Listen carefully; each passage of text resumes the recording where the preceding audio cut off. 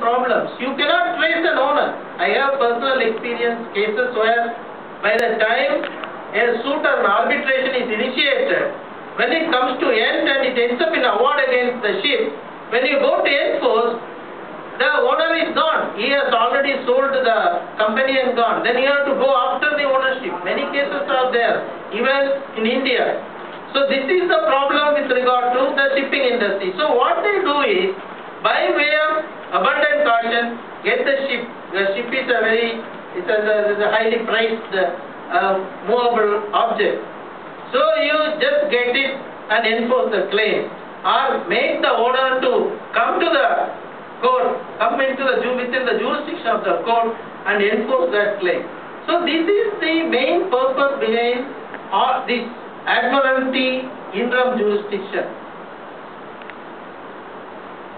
So if you look at the Indian context, because as I started by saying, our law is yet to be defined. What is Admiralty jurisdiction is yet to be defined. Even for that matter, even maritime law itself, even that is yet to be defined, because we are still following what is in the British system.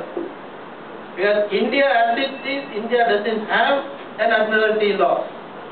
We are following the British Admiralty law, which was in force when India was a colony. So if you look at Britain, because if you want to really understand how the whole thing developed in India, because in Britain, as early as 1390 or 1360, first time the admiral